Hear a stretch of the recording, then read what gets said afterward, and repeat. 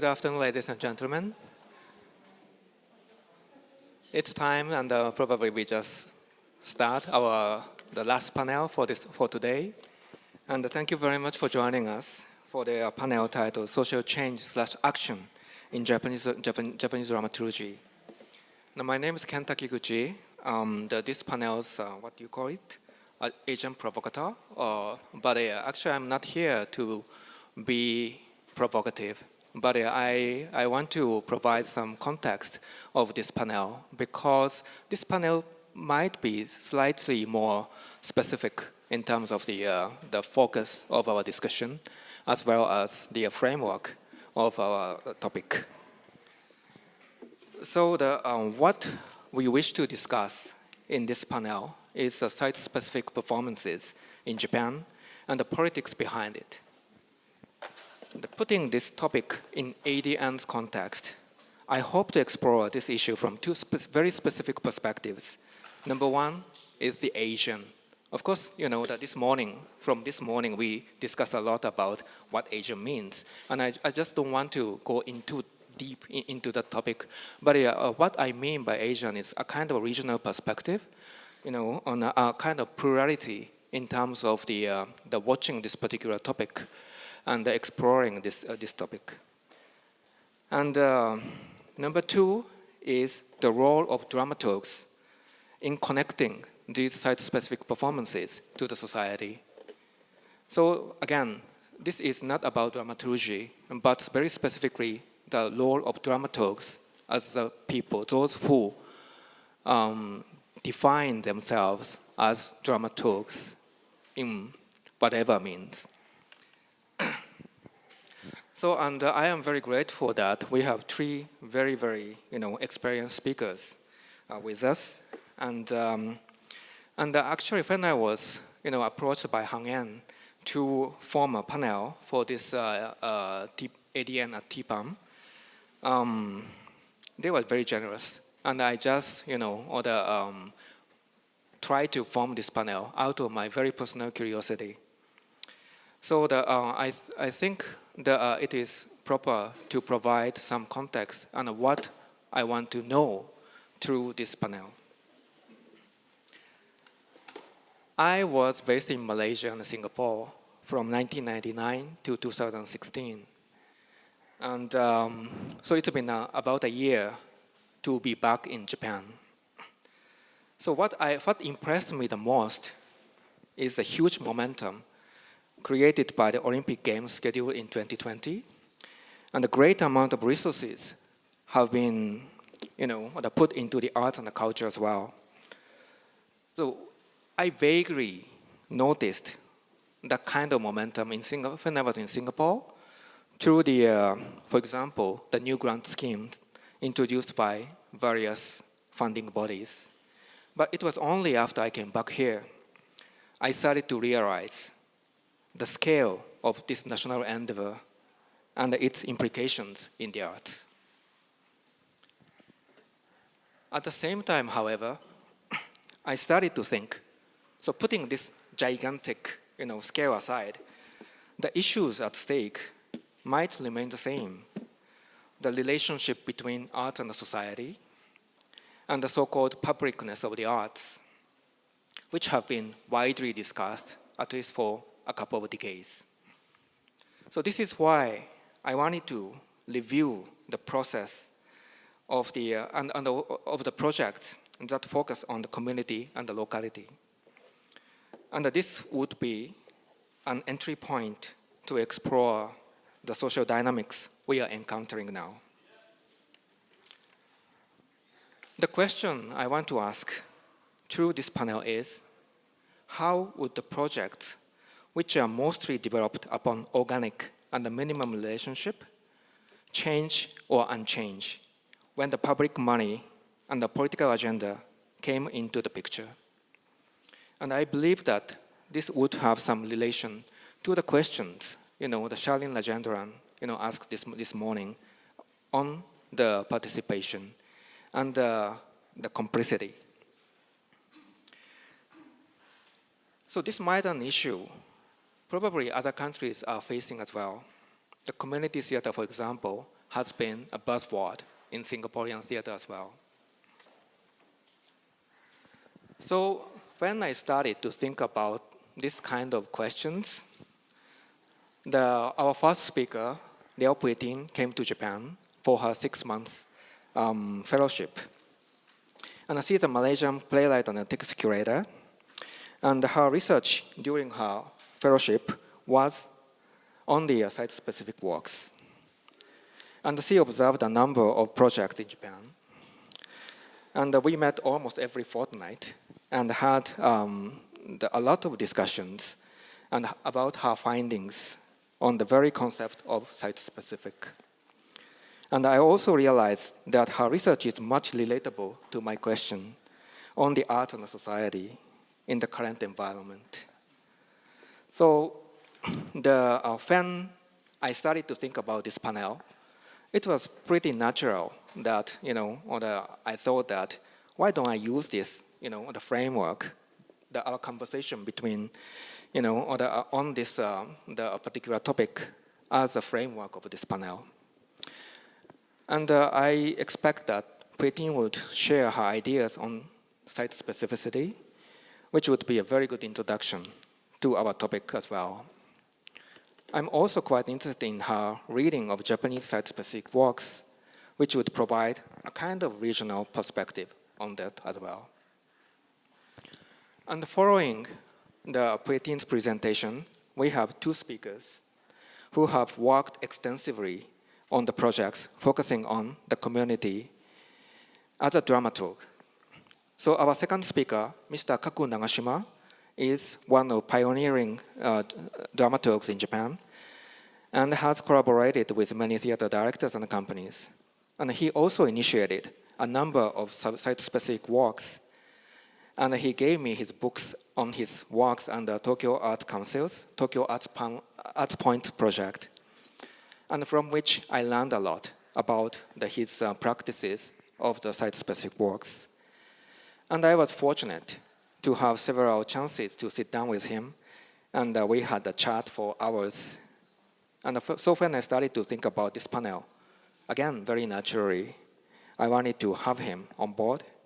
And also, PUAY TIN watched some of his works during her stay, so there should be some direct connections, direct linkage between the PUAY TIN's presentation and Kaku-san's presentation.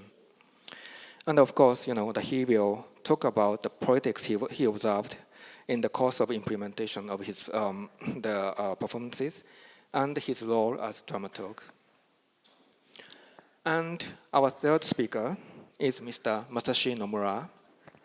And he's a dramaturg and a producer. And I have been following his Facebook posts, and I always wanted to know more about his work. That's why I invited him. And since 2007, he has been with theater company Seinendan, founded by Hirata Oriza, and worked as a manager and administrator of Komaba Agora Theater, owned by Mr. Hirata, which is in Tokyo. And he is also the chief program officer of the Okinawa Prefectural Foundation for Cultural Promotion, or Okinawa Arts Council. So what I am mostly interested in is his position. First he worked for long in Tokyo before moving to Okinawa, where in Okinawa he is, in a sense, a kind of outsider. When I was in Singapore and in Malaysia, I was also an outsider, and which gave me a very interesting position to observe what's going on there. So, Masashi-san's the position is probably even more interesting because he experienced the center of this one country as well as the periphery in this country. Probably this is not a good terminology because it suggests some hierarchy, but actually his multiple point of view on this particular country is pretty interesting for me. And secondly, he is a dramaturg and working in a cultural organization as a program officer. So this duality of his position is also very interesting for me. So I was very curious how his perspectives as a dramaturg informs his practices as a program officer at the council. And And the council also supports a lot of site-specific performances and community-based theaters. So after the presentations, I want to invite Puay Tin again to respond to the presentations by Kaku-san and Masashi-san. So I want to ask you to be a provocateur rather than doing it by myself. So this is the structure of this panel. And without further delay, I would like to invite Puay Tin, our first speaker. Hello, everyone. Just to maybe give a little bit of a background. So my interest in the site-specific work really stems from my work as a playwright, a text curator, meaning I don't always write my own texts. Sometimes I compose, create texts by taking works which have been written by other people. And also, my interest is also informed by the fact that I had performed before, kind of stopped performing the last 5 years or so, just getting tired and maybe too exhausted physically to undertake performance because performances are very grueling in their demands. And so from my interest, I have had experiences with the site-specific in Malaysia already and Singapore as well, where my own works, my plays have been staged as site-specific works in production. But today I will be looking at site-specific in two different ways. I will start first of all by looking at the site-specific in terms of productions, because that behaved in a very different way from site-specific text. Well, this is something I'm discovering. Oh, there is a difference. But I will start with the site-specific production because I feel that that is clearer, is out there, and is easier to talk about. And then based on how much time I have, I will discuss site, as a place to ground text for performance. Now you'll find that my presentation today is going to be non-linear, because that's the way my mind works. It's very hard for me to marshal my thoughts into an argument, So please, jump about with me, because my texts tend to be modular as well, reflecting the way, naturally, organically, that's how my creativity takes place. So I don't think there's any point in fighting nature, not in this case anyway. And if you really don't understand me, you please ask me at the end of it. I'll be very happy to maybe chat with you and over dinner or a drink or something. I will also explain a little bit about how I approach looking at site-specific productions. Because I try to analyze, and as I told Ken at one meeting, I said it's actually very boring to analyze. Not much is coming, or not much interesting information is coming out, So I'm just taking a very loose approach, if approach can even be used as a term for what I actually did. Which is, I'm looking at, first of all, if I talk about a production, I'll just look at how has it been marketed. Because I find that what has been said about a production and what really happened actually can be quite different. Sometimes subtly different, and sometimes very, very different. And the second thing I want to look at is, look at the site. I'm not so interested in the specific part of site specific. Maybe you become clear why I think the specific part is not critical. It's the site that is actually very important. So I'll look at the site in terms of, what happened at that site that was used for that production? So basically, I'm looking at the activities that have taken place. And also I'll be looking at, what does the audience do, right? Or what was the role of the audience? Because that also will give us, for me anyway, quite a lot of information about how sites are used in production. And I think maybe a third thing would be, what were the problems dealt with which were presented by the site? Because sites are not innocent. They are full of, flaws and difficulties and dangers. And the biggest danger presented by the site is actually real life, reality. So it's like it runs counter, it's almost counterintuitive, you know. You put yourself into reality and then you bloody have to deal with chance and, you know, weather and dogs and babies and everything. You know, so it's very interesting. I find, how they deal. In some cases, they don't deal with them.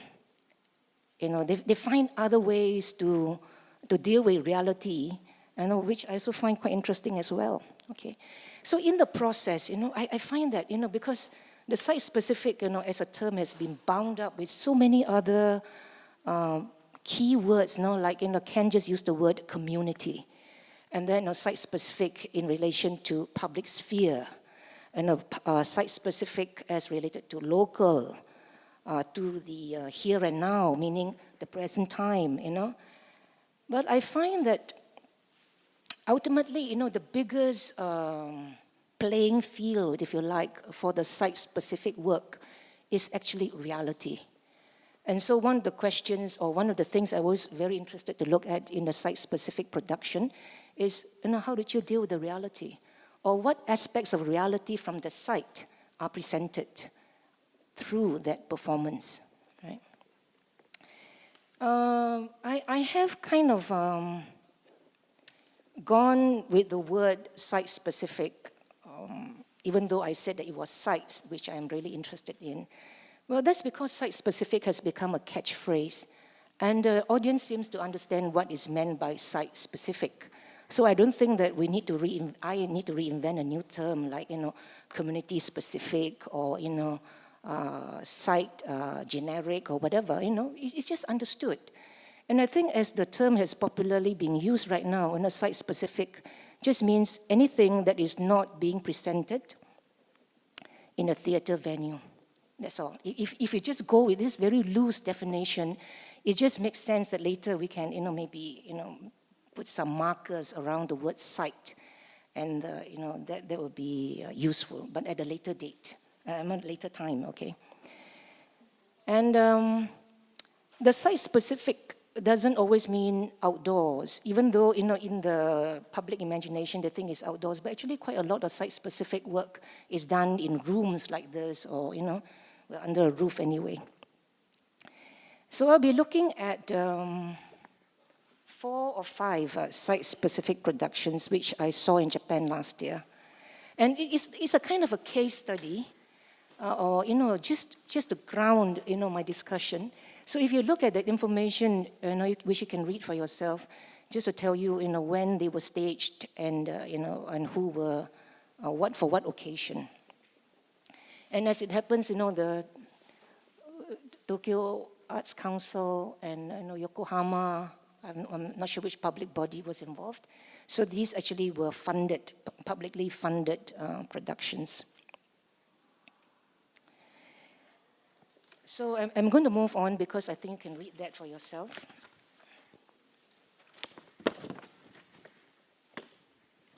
So I will start with Halfway to Han Shichi. Oh, sorry, I only credited directors because there are too many names. You know, if I name all the dramaturgs and all that, okay, so biased in that sense, okay, yeah. Now you look at the way, you know, the keywords, right? Audiences will experience. You know, the site-specific is always or usually sold as an experience. So it has to offer something more than what you can catch inside a theater venue. So it's a performance plus an experience. So audiences will experience this, okay? And then you look at the word hunting. The audience has been cast as crime investigators. You will be hunting for clues. That was the promise anyway. And a lot of site-specific productions I find are related to traveling, some kind of mobility, you know? Either the performers move, or the audience move, or something will move, you know, it's not static. And again, you know, like unique, you know, special, you know, so these are words which are commonly used, okay? But I think the key word here is that it is an experience. It is It is not something that you can read about, right? And you will find that I'm only speaking about productions that I have seen personally, because I find that, it's the experience of a site-specific production is very different from reading about it or being told about it. Okay, but so I'm sorry if you have not seen the same production because I have to tell you about this. But you must understand that whatever I'm telling you is very partial. It's only from a particular viewpoint of a particular audience member. So this was staged in 6 locations in Machido City, a studio, a room in a former Love Hotel, a traditional sitting room belonging to a kimono shop, a kind of a nondescript space above a tourist information center, and by the riverbank. Now, the story involves a mysterious... How many of you have seen this production, by the way? Put up your hand. No one. Oh, one. Okay, all right. Besides Kaku, who was a dramaturg, for this production. Okay. So the mysterious case mentioned involved a young woman who was found murdered. And it was staged as a drama. And the production traced events back over time to the moment when she first met the man who eventually killed her. Performed by actors, it was staged at the locations that I mentioned. Okay. Now, the locations were used as ready-made settings for the performance. And now this is quite normal, quite usual with a lot of site-specific productions. And the role of the audience was as spectators, right? They sit and they watch. So the difference between a conventional performance and this particular performance is the audience were required to walk from location to location. So this is where the traveling was, okay? And so the interesting thing about this walking was, because the locations were not together, they were scattered throughout a certain part of the city, so the audience would experience performance, they will get out, they will experience real life, they'll go into the next location, experience the drama again. So it's like intermittently, drama, real life, drama, real life, drama, real life. Now, the trouble with this is that on the day that I went, I'm not sure on other days, there was a big festival going on in the streets of Machido City, right? And so the real life, oh my goodness, it's so interesting. Kaku was, the audience was split into smaller groups and he was the guide and he was telling us, do not look, just follow me, all right? So this relates to the problem I was talking about earlier, that you have to deal with real life. And this part, all the performances, the events did not belong to that particular tour anyway that we were going through. So I think this is a good place to deal with the reality issues presented by the site. So using guides was a strategy. So make sure the audience can find a way to the next location, okay, as a body. They get there, and timing is very important because the next scene, was about to start, and so everyone had to arrive at the same time. So using guides was very important. And and also the producers controlled the environment of the performance. For instance, by observing the fourth wall. So meaning that, the performance ignored the presence of the audience, even though, the audience were actually very close to them, given the size of the spaces where the scenes took place. And basically, they ignored them or pretended they were not there and just carried on, so there was like the glass wall between them. And in 4 of the 6 locations, seats were arranged for the audience, meaning, they had to sit down to watch. There wasn't the option of doing something else, So in that case, I would say they slightly, they in their own ways kind of controlled the performance environment in these found locations by replicating some of the environment of a theater venue, right? So they allowed the performance to go on without too much interruption. Now, what was the effect of watching the drama in those found locations? Actually, I thought the drama could be performed in a conventional theater, with a good set design, okay? But I think something would be lost if it were done in a conventional theater, because the ambience, from those found spaces couldn't be replicated through set design alone. because it was quite immersive, the audience was physically in that space, even though they were just watching and not doing something else. I find that actually the most interesting part of the production was the drama. Because, by moving events back in time, I found that the drama was proposing a certain fatalistic view about human life, or maybe about the woman's life. I can't claim for a fact, but this is my kind of instinctive response, like, oh, it's going back in time. And I was very surprised, because by going back in time, it made me feel like, oh, that death was already fated. Because, the drama was actually realistic. So there was a plot. So, because we began with that death, there was no way subsequent scenes could have undone that death. So, I find that, that her fate was tragic, and it was sealed from the start. Okay. And so seeing her live performed, her story performed in those real locations, made it for some reason very surreal. And it made it sad. It just gave a tone which I can explain to you. It just felt sad for me, to watch that. And so it sort of gave it gave you an experience which I think would not be available if the same play were to be staged in a theater venue. Now, I was just thinking, this is just a thought, and if I were the dramaturg, let's say, which I was not, okay, I would have suggested, guys, instead of blocking out reality in between the locations, obviously we were not hunting for clues as suggested by the promotional materials, why don't we have the woman, the character, the woman who was killed, she could just lead us. She doesn't have to say a word. And then instantly, the text, the drama, the sights and reality, everything would just come together. But this is with hindsight. If I were in the thick of it, it might not be obvious to me.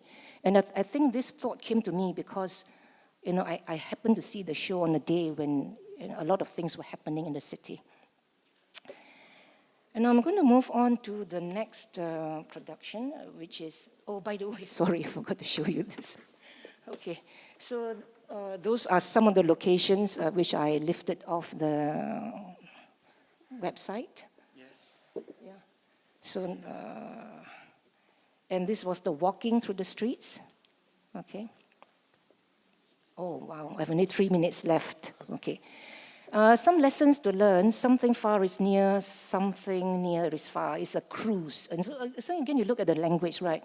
It's mobile, it's traveling, it's distinctive, okay?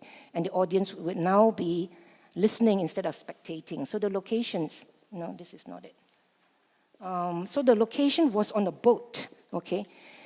Now, I went online to find out what this project was about because I didn't understand the text which was performed in this production.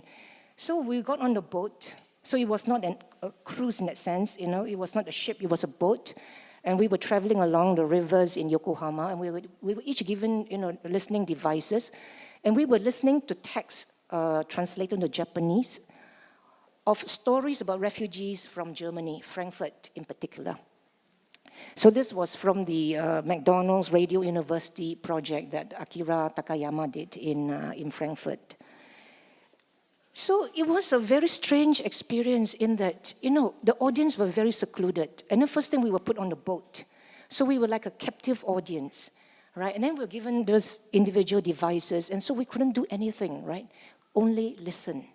So there was actually, for me, in terms of the senses of the audience, it was actually quite split. Because your eyes were taking in the beautiful, distinctive landscape along the river, but your ears were listening to text in Japanese, which the audience would understand, but about refugees, and their experiences in Frankfurt. So again, this project, I was just thinking, well, obviously, the director made a very deliberate choice to import something which is foreign into Japan via Yokohama. So in this case, the text, was actually from another place. The site of the text was another place, but the location was local.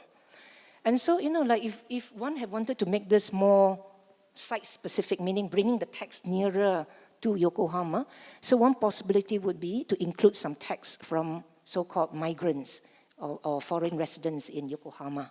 And then the text will become intertextual, and there will be a dialogue between the two texts, as well as, and I feel the use of the site might be more, might be deeper or expanded in that sense. Now, another project that I want to look at is called Rest in Peace Tokyo, right, RIP Tokyo. And it was held in I went for 4 of the 6 events which were held last year. And they were held in a small restaurant, in a community hall, in a room, in a funeral service center, and a basement cafe. Now, this too has a kind of a walking part. The audience walked from the train station all the way to the venue. And then the audience also sat down for a meal. That was part of the event. And there also was a performance by the director, Hirotama Hisujiwa, where she spoke about the death of her cat 5 years previously. And this kind of, became a trigger for this event. So it actually began, it was used as a trigger for a 4-year project called Tokyo Soup Blanket Travelogue, of which Rest in Peace Tokyo is only the final part, comprising of 6 events. And therefore, for me, of the 3 activities, the walking and the eating by the audience and the performance where the audience sat and watched, again, the spectating, I felt the monologue was actually the most important part, right? So the site, I feel, was used as a setting for the performance of a monologue. And the monologue was very much about, it was an attempt to link the location to Tokyo, a bigger site, as indicated by the title. So the place was local, but the intended site was actually the city. So if you think about it logically, Tokyo, well, we're all in kind of, we know Tokyo is thriving.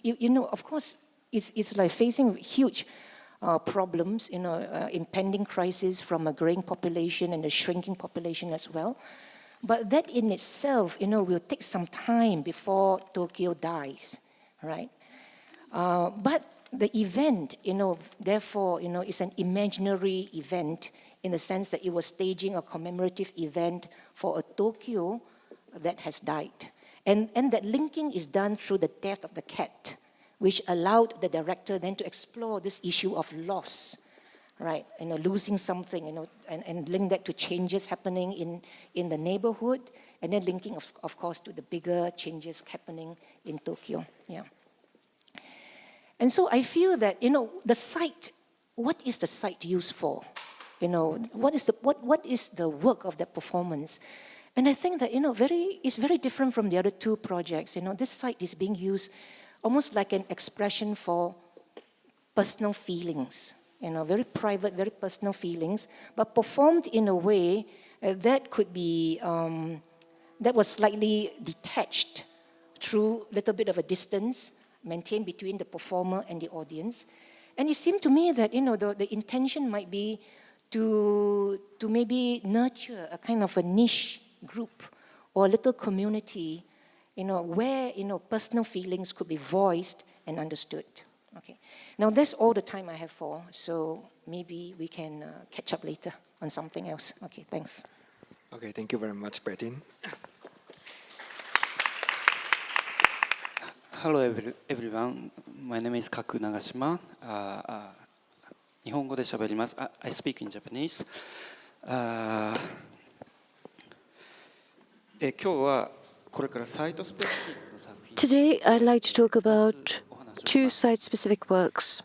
どちらも新しいもので、 They're both new, which were performed in autumn of last year, and I worked on them as dramaturg. The first is by Kakuya Ohashi and dancers. The title was The World. This project started in 2013,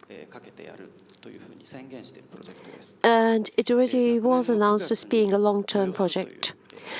And in September of last year, it was performed at a place in Tokyo called Toyosu, which is described as Season 3. That's the latest version.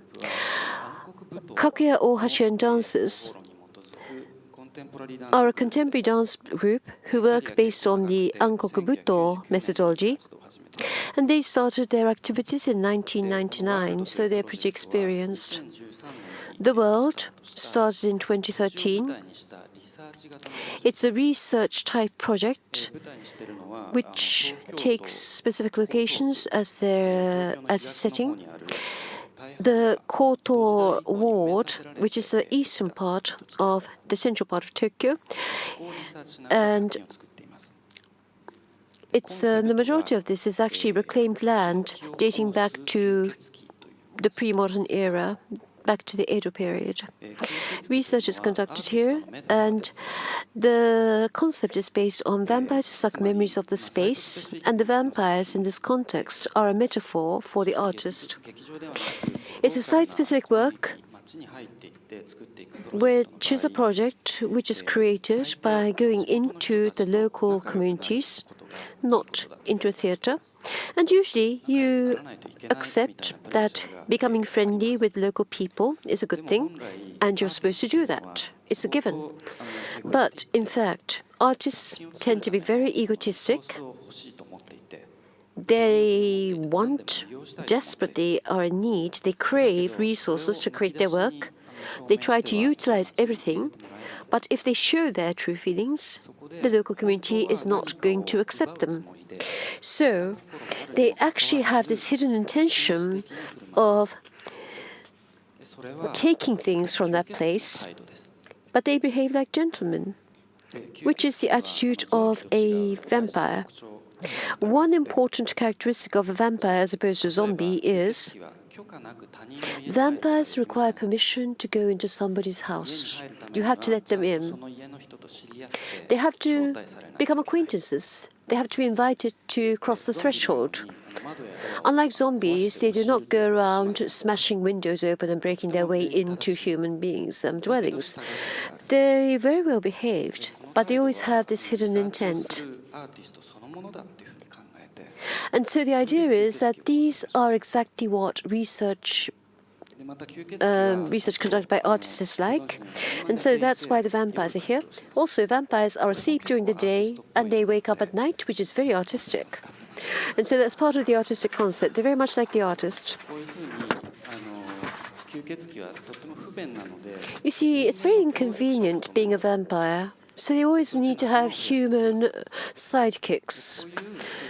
And they increase the number of their followers and their hangers-on. That's part of the concept of the vampire project. Another thing is to suck out the memories of the place. The memories of this place, not blood. You see, the way we do it is that in our project, people from our group, the researchers, go around interviewing people.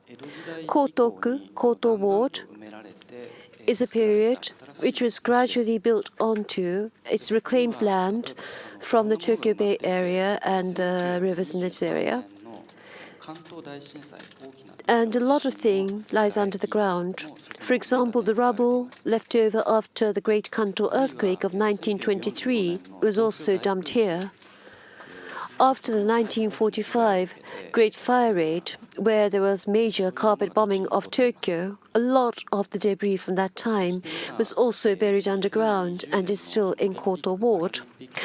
Now, moving ahead to the 2020 Tokyo Olympic Games, there's a process of urbanization and revitalization going on. So this is the history of this place. It's also continuing to change. And what they did is they gathered together these memories to create the text. I don't know whether you're aware of this or not, but Buto, the methodology, at times uses text for the choreography. They call the Buto score. So the score is actually a piece of text. However, they do not read it, they do not vocalize it, they do not speak it. So in that sense, it's unlike theater or drama, but the sensation is converted into the way they sense or the way they move. So basic principle-wise, any text can be utilized or tapped for their performances. In the case of Kakue Ohashi and dancers, they have in the past used science fiction novels. They've used classical plays or some of the plays that are accepted as part of the regular background of repertoire. And in this project, they interviewed local people. They sucked the words and the memories like vampires, sucking blood, and converted that into dance. So as we see redevelopment and revamping of the city fabric moving ahead to 2020, they consider what they're doing as an act of archiving of the memories of the place, which is going to be disappearing in the shadows of this redevelopment. I'll just show a teaser of this.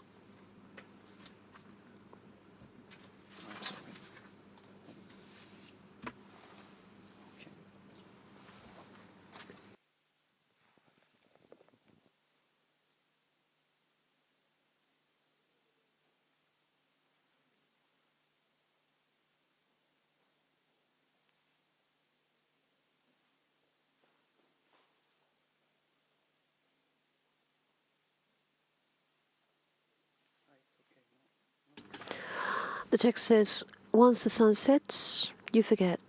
When the moon rises, you remember.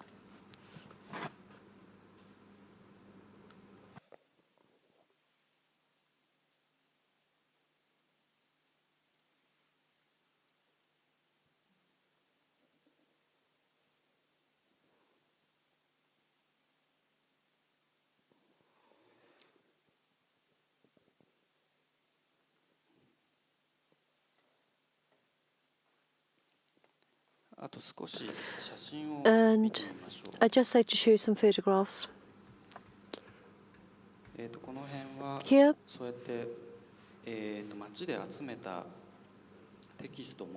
the texts which have been gathered around the community, they converted that into a dance performance, which is being within the context of a studio.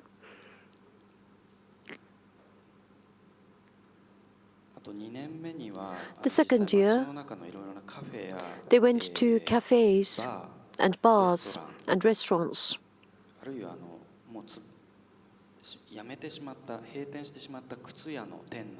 A former shoe shop where they created the dance pieces. And the audience would be walking around in the city, going around to those different places and seeing the dances.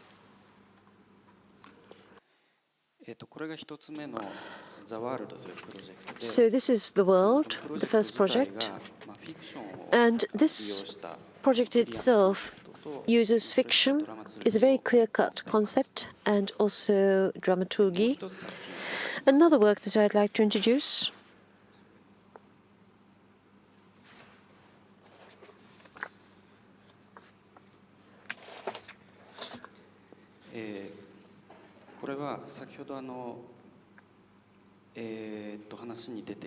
This was mentioned in the previous presentation. Halfway to Hanshichi. The Japanese title is Hanshichi Kidori. It's Nakano Shigeki and Franken's.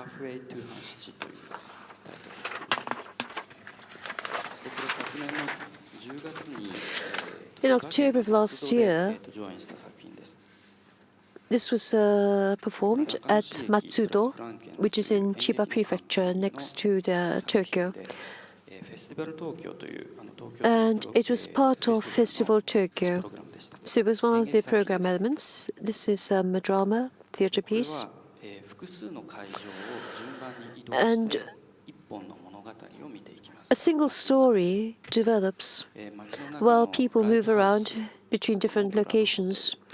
A live house, former love hotel as they call it, the second floor of a kimono shop, the backyard or the back garden of an former rice merchant, a river's bank, and so on. There would be short scenes, and then the staff will guide the audience to a different place, similar to the photographs you've already seen. So they move around. That's me.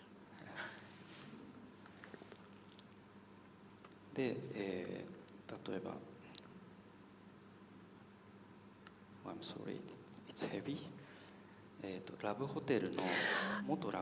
This is the former Love Hotel. It's used like motels in America for couples. This is the kimono shop upstairs. So this is a traditional Japanese tatami mat room.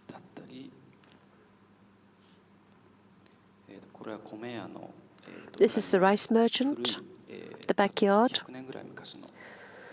It's about 100 years old.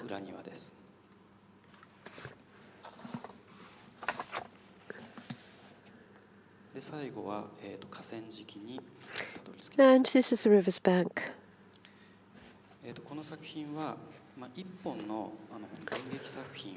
It's a single piece which has been split up into the scenes, and the scenes have been scattered all throughout the city.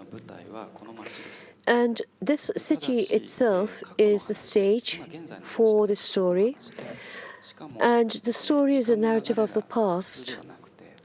The flow of time is also unusual because every scene takes you further back in history.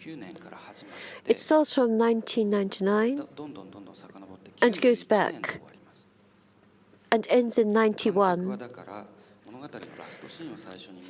So the last scene is the first scene that the audience experiences. Then they go on to the next scene and see the next, which actually takes place before the scene that they've just seen, and they go back in the timeline further back into the past.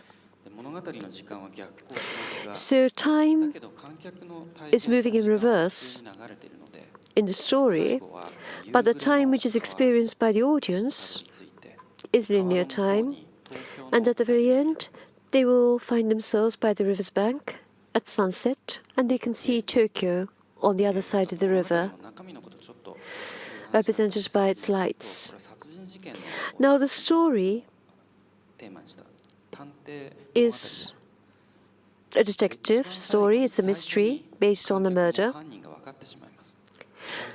And of course, the audience knows who committed the crime, the murderer, and they gradually understand what took place before the murder occurred. A husband killed his wife, and at the very end, the audience see how the two first met.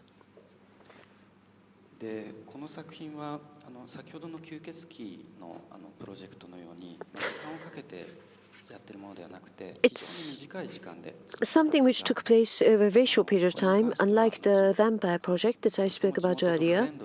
But we were able to have a very friendly relationship with the local people, unlike the vampire project, and they were totally supportive of us. There is an artist-in-residence facility called Paradise Air in Matsudo City, which is one of those former love hotel, couples-oriented places. And they introduced us to many, many different people.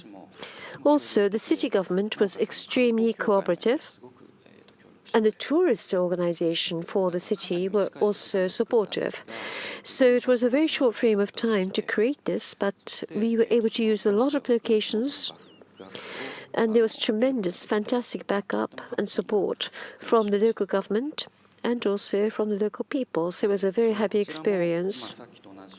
Here again, like with the previous example, the actual city and the story that took place in the past, that fiction, was merged. And so there's this very clear-cut dramaturgy, which you can see there. The last thing I'd like to mention is on a slightly more abstract note. Dramaturgy. What is dramaturgy? I'd like to introduce my personal definition of it. It's not an academic definition. It's not theory-based. I'm just giving you my personal understanding, my own personal perception that I've arrived at through my work. Dramaturgy is the method of handling drama, the skill, the technique of handling drama. So what is drama? As you know, it goes back to ancient Greece, when it meant action. When you have a number of actions gathered together, then meaning will emerge. What actions and what order for the combination and what meaning emerges there? Dramaturgy is what looks after that aspect. It doesn't just limit itself to the understanding or the interpretation, the unpacking of the meaning which emerges then. It relates to the skill of controlling the emergence of meaning itself. Going outside of the theater space, doing performances while you move around the city itself, means that there are many other elements which enter into the equation, which makes the dramaturgy extremely complex. There are many different actions, planned actions on the part of the actors. Sheer coincidence, like a festival procession passing by, which happen to occur in the same time and same place.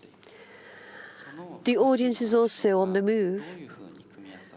The multiple actions, how they combine, how they balance each other, and what sort of meaning emerges. Taking care of that, I think, is a very important aspect of dramaturgy. One more thing, just one more thing I'd like to add.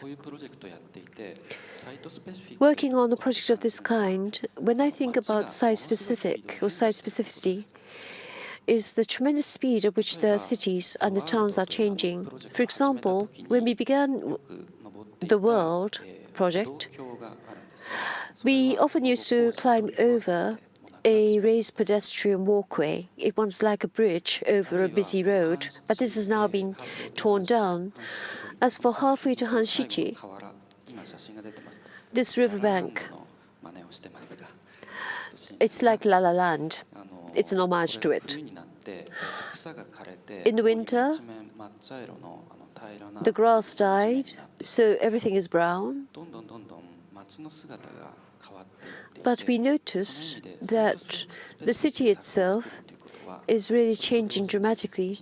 Making something in site-specific manner means that very limited time, very limited moments are the moments to which we create a relationship. So I think you could also say site-specific is also inextricably intertwined with time specificity.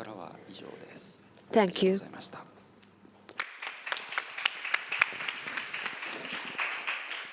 Thank you very much, Kaku-san. どうもありがとうございました。I believe that there are already a lot of conversations, discussions already going on between these two presentations. But let's see. Right? Yeah. But let me invite our third speaker, Mr. Masashi Nomura. Is it ready? Okay. Then please. Hello everyone. My name is Masashi Nomura. I'm now living in Okinawa, the southwest islands in Japan. And this time, I start my yeah, self-introduction. Now I speak Japanese. So, I'd like to begin by introducing myself. 僕は先ほど滝口健さんからご紹介があった通 Ken り、 introduced me. 東京で長く I worked in 活動した後に Tokyo for quite a while, 沖縄に移って and then I ただ moved to 東京 Okinawa. も僕のTokyo actually 別にふるさとでもなくて isn't where I was born and grew up. I grew up in Nagano Prefecture.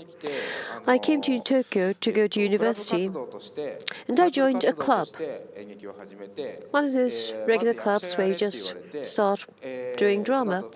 I was told to act, then I was told to work on the sound side, and then director, playwright, and I also worked as assistant director. After that, the people I was working with decided to disband, so I had no choice but to go to find a job at a public hall back at home in the Nagano Prefecture. So I worked in positions similar to a manager or producer. That's where I started out as a producer. 2007,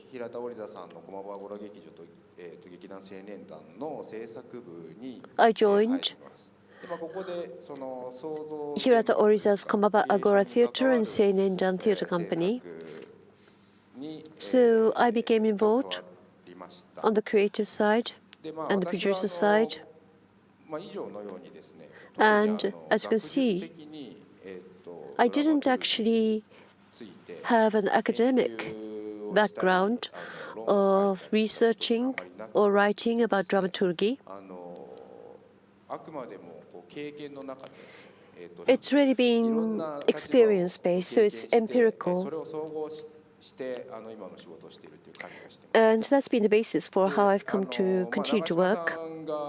Nagashima-san has really been one of the very early dramaturgs in Japan.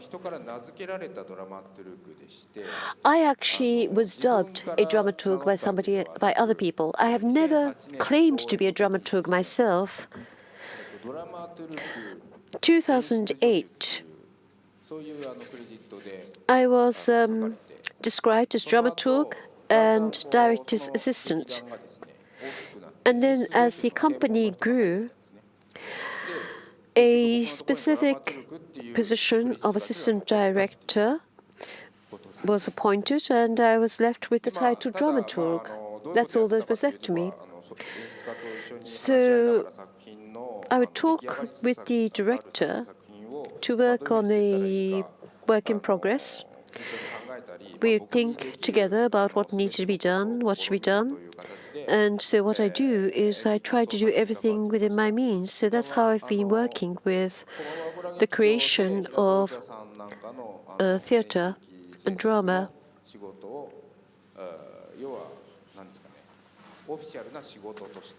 So my official job has been to support Hirata Oriza's work at Komaba Agora. At the same time, I've been working with my contemporaries in many ways by joining in their creative process. Shu Matsui, Matsui-san, Shiba-san, Kamisato-san. This gives the name, the personal name first, and the family name second. I should mention that I've got stage fright today. Yudai's work piece is being nominated for one of the most important prizes in Japan for young playwrights, and they're in the process of judging that competition, and we are going to hear the results today. It's the Kishida Kunio Prize, and last year this is the only piece that I worked on as a dramaturg, so for me today is very personal because that really important prize is going to be announced today and I don't know what's going to happen. Anyways, this is TPAM, so I should talk about my connection with TPAM. From 2011, I had 4 opportunities to work as one of the directors of TPAM Direction, Arts Council-wise.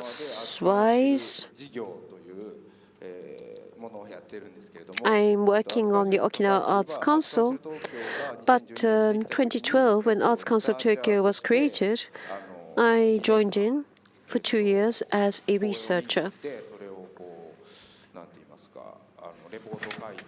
So I would go to see performances, write up reports, and then give them insight into, or try to give some structure to how we should understand or respond to those performances. Then I began to think perhaps I could try out as a program officer, and I had this job opportunity in Okinawa, so I moved over there. So I did not sit out with Okinawa on my mind from the beginning. That's what my life has been like this, up to now. I never intended for things to happen this way. It simply happened. So that's pretty interesting in its own way. I'd like to talk about Okinawa next.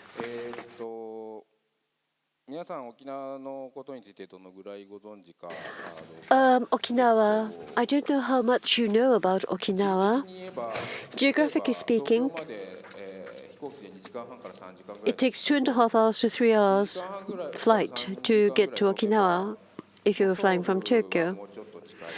Seoul is closer. Shanghai is a bit closer.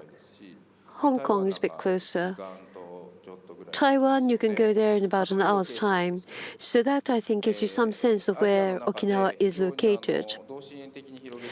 If you look at Asia, and you plot a series of concentric circles on it, then you'll find there's a lot of locations at about the same distance as Okinawa from Tokyo. Historically speaking, until the 17th century, they were completely independent as a kingdom. They were one of the tribute kingdoms under Chinese influence. Then they got invaded by the Japanese. Until then, they were both a part of both China and Japan, and at the same time they were independent and not really a part of either country. So they had a very distinctive position. The difference with Okinawa and the other parts of Japan, looking at the performing arts,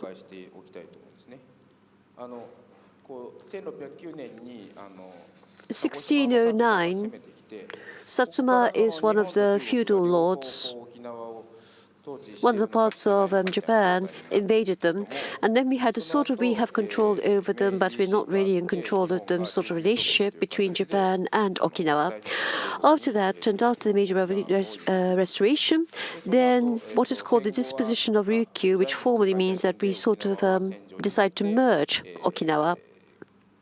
Okinawa is the site of the Oni land battle, which was fought at the end of World War II, a tremendous amount of devastation.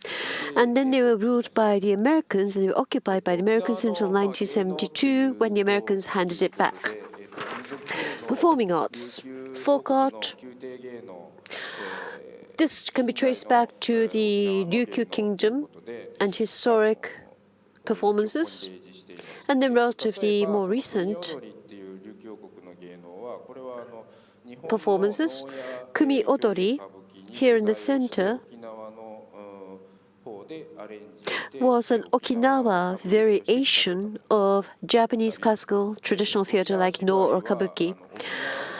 Okinawa Shibai, at the very bottom, is Okinawa dialect-based plays. So this is drama which uses only Okinawa dialect, which is completely different from normal regular Japanese.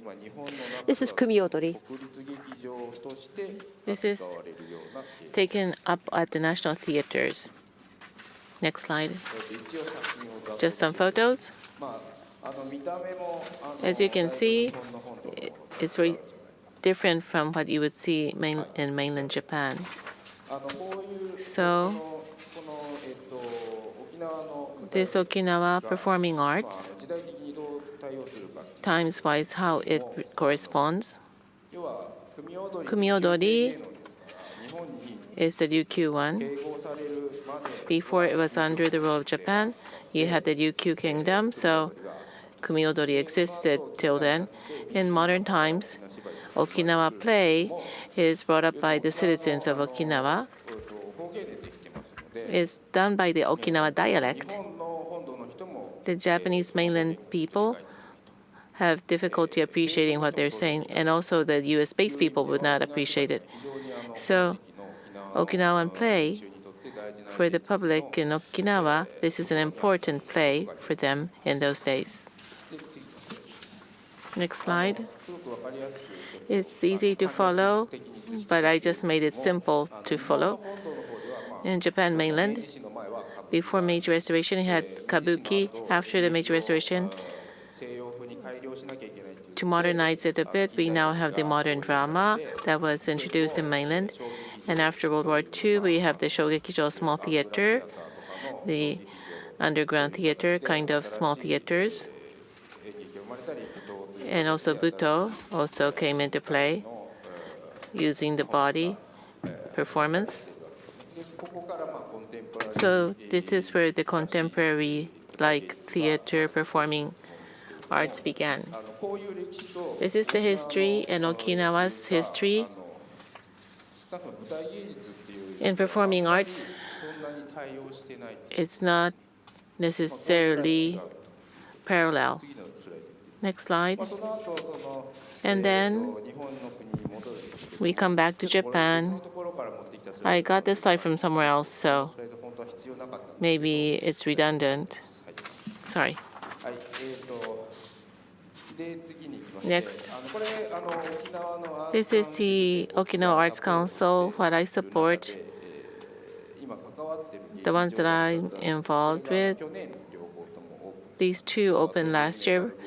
One is Atelier Mekaru, and the other one is the Peace Hall. It has about 80 seats each. Now I go into my dramaturg portion of my presentation, which will be very quick. I personally, the program officer of the Arts Council and dramaturg, I think is related for me personally. And on top, in Okinawa, I've been working there, and the dramaturg experience is useful. 3 points. My view towards the local community, Arts Council, and dramaturg. And number 3 is the public funding, and then the stovepipe society. First, about the local perspective. As I explained a bit, and you may have gotten a little idea, the Okinawa people's path and my background is alien.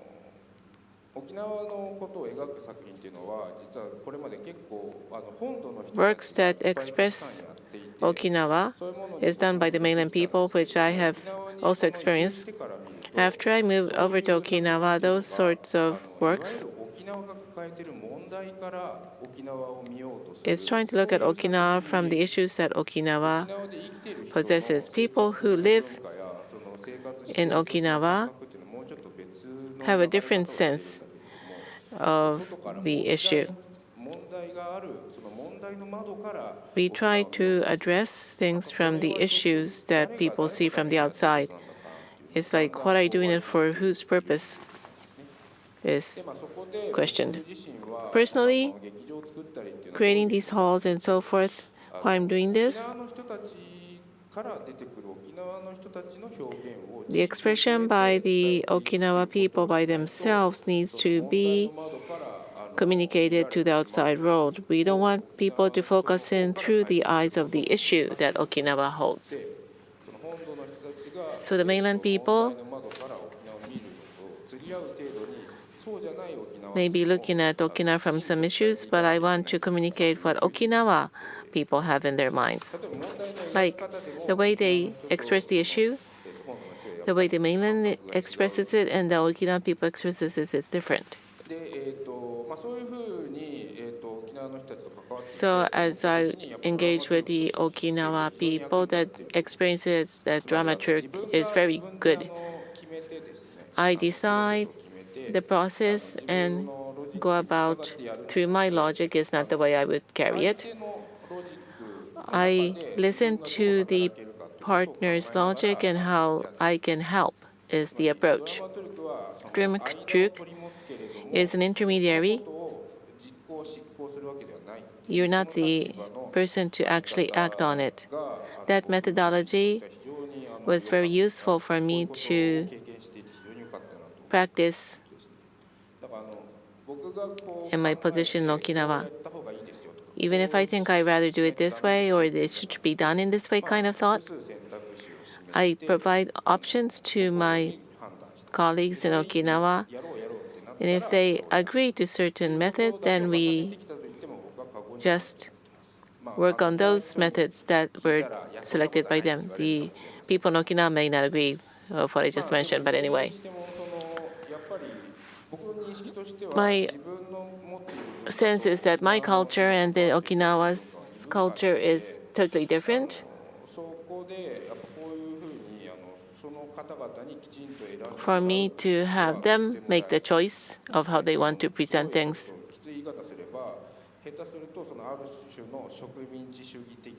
I don't want to have some colonial type of way of practice being done by me. We want to avoid that. So in terms of producing as a dramaturg, actually works well for me in Okinawa.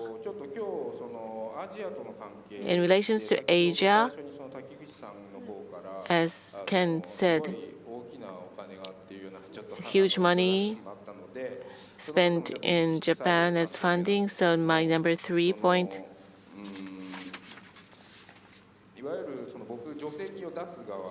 I'm on the side of providing funding, public funding, tax. Asia Center is providing a lot of funding to Asia. What is this phenomena? I do think about it quite a lot, especially Japanese public funding. It may be hard to work with, is my sense. So the private sector aid, I like this private sector way where we make sure that the private sector can do it on its own. In the case of Japan, often the public sector is already looking down on you and sitting on top of you. So when I thought about that, one is that still we don't have this, or it seems that our social, the way we carry on with society, the old in terms of seniority and respecting the seniors, this kind of society, hierarchy, the dynamics still remains, and it seems funding also, the funding dynamics also gets mixed with that kind of seniority. In terms of funding, the private sector, the people who have the tax wanted to do it but cannot, can be carried out by the private sector. So they should thank the private sector for doing it on behalf of them. That will be an equal situation. But somehow they're just putting money in, but they look down on you kind of thing. So that's the concern that I have. So there's this hierarchy. It might be just on the Japanese side, but it might be the same in or comparable situation in Asia. So there's this force, very strong force, which falls down through the hierarchy from a position of superiority. So a program officer position in an arts council can at any time put me, possibly, into a position of superiority, hierarchy-wise. But there's also occasions when a higher force or a more stronger force from above me might be coming down on me. Trying to disperse that as much as possible so that the grassroots people who are trying to work can exert as much freedom as possible. That kind of thing is what, as an Arts Council program officer, I'd like to think about as a dramaturg might. I don't know whether I'm able to achieve that or not, but that is my dramaturg cum program officer at an Arts Council philosophy. That's it. Thank you.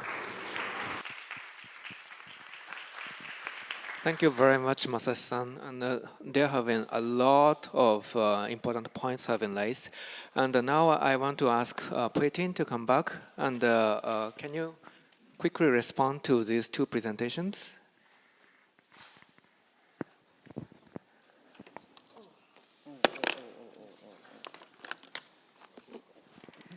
Well, I will try, because, you know, between Kaku and Masashi, they have covered a lot of things. Now, if I zoom out from the site, you know, the local sites, and say, okay, we zoom out to Japan.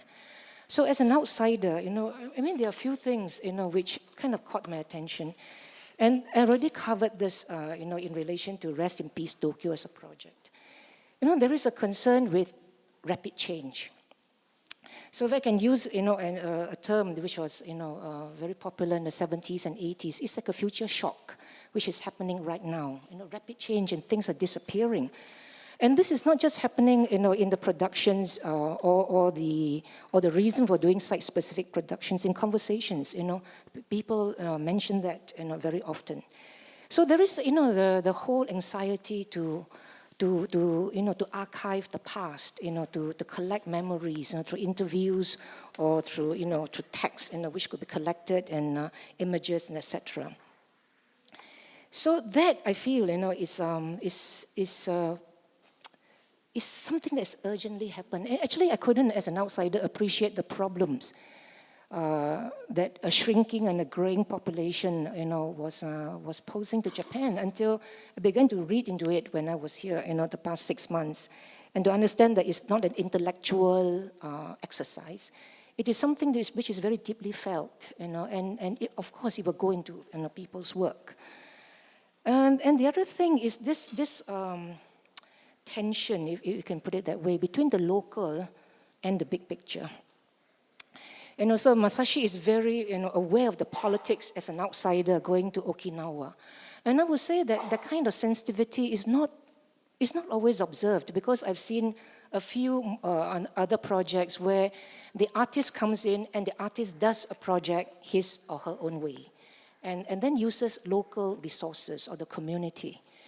And which I think, you know, I mean, Kaku has mentioned this you know, the relationship with the community. It can be a good thing. Communities may welcome it, but it can also be very exploitative, and communities may resist that. And I think that it is important as artists, especially if I don't think whether you're an outsider or insider, because there's also the class distinction, like, you know, your technology and the knowledge, you know. So, you know, I think that, you know, ethics, you know, which was something that Hang Yen had mentioned before, that ethics is not just dramaturgy. I think, you know, it just pertains to making performance. There's a certain sense of responsibility that goes with the artist who makes a performance for the consumption of the public, period. And I think dramaturgy just falls under the ambit, you know. And the other thing which, you know, I can also talk about that in terms of the relational politics of in site-specific productions, okay? Vis-a-vis audience, so-called community, you know, the people living in the place where the site is being used may not be the target community, because it could be a performance using local resources, but for an outside community to come, because you're bringing in people to appreciate. It could be for a very good reason, like economic rejuvenation, for example. You know, but, you know, that kind of awareness, I think, is important to see that you are exploiting, but maybe sharing in some ways, right? So it's not an outright, you know, it's not a colonization again in the name of art, you know, even if it's for a very good reason.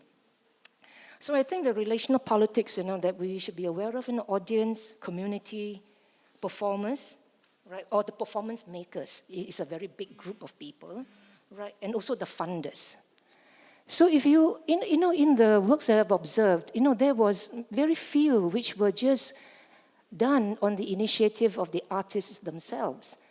So one, was a completely closed event. It was a private event for his family, where the dancer, Osamu Jario, did a dance event for his parents, and he invited another choreographer and his parents as well. And so it was an exchange between two choreographers and two sets of parents.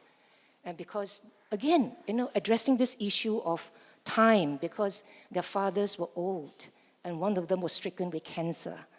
So, so the option of the artist doesn't have to be to do a project in public. It can be completely private, and then you still satisfy, the site, using the site, to do something which is beneficial, without any monetary transaction, right? And then the other performance that I saw, which also, was involving a kind of initiative from the artist, so it wasn't a commission by anyone else, was actually, I saw it 2 years ago in Bujo-san in Takamatsu, where, the artist, Nasuki Ishigami, she went and worked with the community in Bujo-san, but she used the community as social capital. And therefore, the exchange was was put on the table very clearly. I think the terms were negotiated, so you don't exploit me as an artist for your own gains, and neither will I exploit you, So there was no, I think very little, monetary exchange between the two parties. It was like, sponsorship of spaces, accommodation, and then food, So it was the most harmonious, so-called community project being done by an outsider with the local community. That kind of, benefited both sides, Going back to, there was one project that I couldn't talk about. Do I have time to talk about that? No, okay. No. Okay, because I really want to mention a production called Toki Toki Saru. That was staged as the opening show for Festival Tokyo, and the director was Pichak Klunchen from Thailand. I'll be very happy to have a private conversation with any one of you on that production. Thank you so much. Thank you, Poetin. And actually, we really have to finish by 6 o'clock, but we still have some time for the questions from the floor.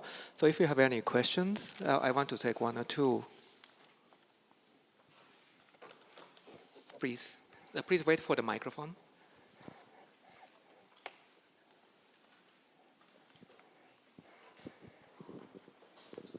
Hi, thank you for a very interesting talk. I just felt, as somebody who, I've lived in Japan now for 15 years, and I practice here, I do theater, and I feel when I go to see a lot of art in this country, that I feel that there are a lot of missed opportunities in terms of social, covering the topic of this conversation, social change and action. So, we talked today just about, of course now this stupid thing has gone off my notes, there we go. We talked today about, there's a show about a murder, right, that happened. But, how many shows have we got about, there's like international human trafficking in terms of sex workers in Japan, and those people are murdered, and there's very little investigation. And as far as I've seen, I don't have an encyclopedic knowledge of Japanese theater for the last 15 years, but the only productions I've seen that cover that are productions by the foreign community, either the Filipino community or the English language community in association with the Filipino community. We talked about the boat site-specific thing that had it was the boat immigrants to Germany. Yeah. And I felt like, especially this year when it's just been announced that Japan accepted 20 out of 20,000 applications for asylum, that those things aren't being connected here by our artists. And I'm hungry, I'm really hungry for more of that. Is this stuff happening and I'm not seeing it? Is it too far underground? What's happening? What's happening, guys? Thank you. It's a very general question in a sense, but if maybe Kaku-san or Masashi-san, can you respond to that? Thank you for your question. 日本語で in Japanese. Japanese. Okay. 確かに海外 It's true that compared with other countries, Europe, social issues being taken up is something that doesn't happen that quite frequently. It's very rare to find that in Japan. My understanding is that there are a number of factors which come into play here. One is that international issues for the Japanese are considered to be far from themselves. They're considered to be distant things. They're not immediate. Another thing is that if you're active in Tokyo, Tokyo is in itself extremely complex, structured of many layers. And in that context, living in Tokyo, while you are Japanese, there are many people who have a sense that they have no place which they can call themselves bound to or linked to. They feel disconnected. That's the place where I am active. And I think Puetia mentioned this consumption, that issue of consumption. That's something that I'm very wary of. I'm very much on my guard. Going back to the vampire project, artists are very egotistic. But unless you're careful, you're simply going to consume and gobble up the local community as material. I'm very concerned about that. I also do my best, and I do everything possible to try to make sure that does not happen. Artists can do that, are capable of doing that. And the same thing can apply to major-scale public grants. That it is possible that the local community might be simply consumed for a project. The artists themselves might be simply gobbled up in the process of that happening. That is something that I always want to be very cautious about. This is from my own experience from Malaysia. You know, what I personally find is that a play or a performance doesn't have to be political by inclusion of or by treating a recent political issue or a social issue. Yeah, that itself won't make that performance or the text political. Yeah, so it's because in Malaysia we also don't tackle those issues up front because we'll be shut down, right? So we have to treat it as from the ground, like what is happening there, and then we reflect the reality through characters, through fiction, through various other ways, through dance, through music. Yeah, so if you know the local condition, you will understand what the issues are. So it may be, some kind of explanation or mediation to outsiders to that culture may be needed. Yeah, but I would say that in the main, we do treat those, but it may not be visible immediately to someone not from that culture or society. It's very difficult to respond to. I think it's something that the Japanese should be working on. At the same time, the performing arts and the context in society, if it's fundamentally different, then what happens then? For example,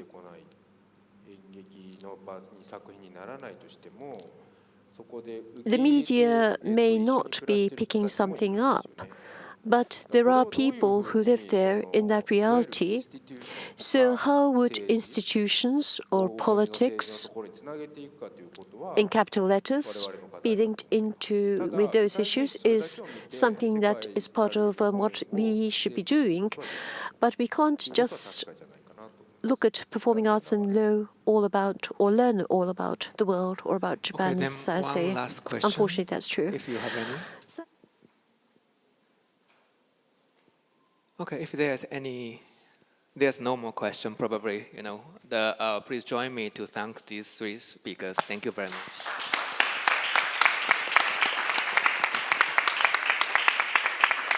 And thank you, Ken, for organizing this panel. Thanks, everyone, for spending our time here today with us.